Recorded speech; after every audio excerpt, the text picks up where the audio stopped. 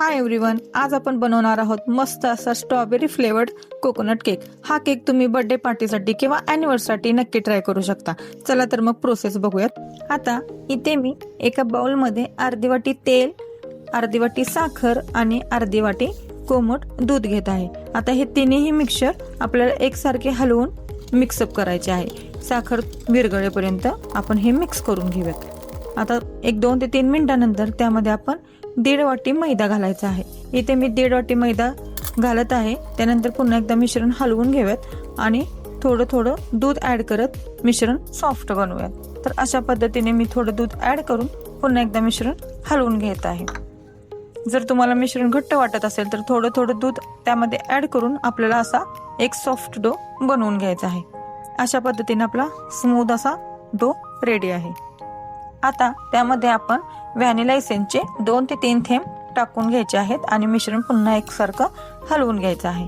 आणि सगळ्यात शेवटी 1 चमचा बेकिंग पावडर आणि अर्धा चमचा बेकिंग सोडा आपल्याला ऍड करायचा आहे। मिश्रण हलकेच थोडे हलवून घ्यायचे आहे आणि थोडंसं म्हणजे 1 ते 2 चमचा दूध ऍड करून पुन्हा एकदा मिश्रण हलकेच हलवून घ्यायचं आहे। मस्त असा सॉफ्ट डो रेडी बनवायचा आहे।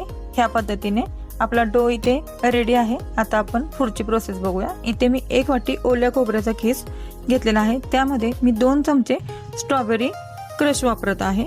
स्ट्रॉबेरी पल्प, स्ट्रॉबेरी सिरम तुम्ही काहीही वापरू शकता।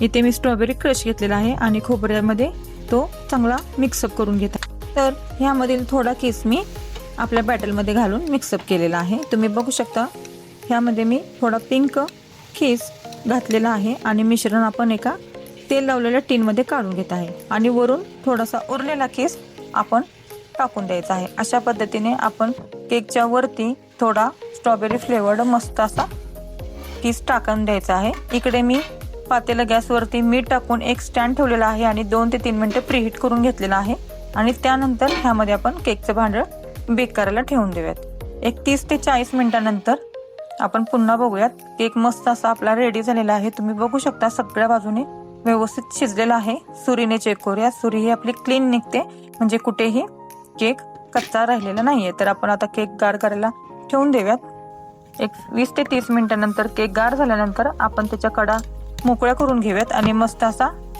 केक डिशवरती काढून घेऊयात। तर ह्या पद्धतीने मस्त असा आपला केक बनवून रेडी आहे। तुम्ही बघू शकता 1 नंबर स्पॉन्जी झालेला आहे विदाउट एग।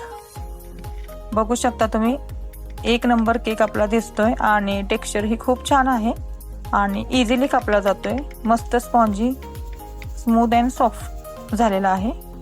तर अशा पद्धतीने तुम्हीही कमी साहित्यात घरच्या घरी अमेझिंग केक करू शकता। 1 नंबर दिसायला आकर्षक दिसतो। तुम्ही अॅनिव्हर्सरीसाठी स्पेशल पिंक कलर मध्ये नक्की ट्राय करू शकता आणि टेस्टला तर अमेझिंग लागतो। नक्की ट्राय करून बघा आणि कमेंट मध्ये सांगा कसा झाला तो। अशाच नवीन रेसिपीसाठी माझ्या चॅनलला सबस्क्राईब करा, लाईक करा आणि शेअर करा। थँक्यू।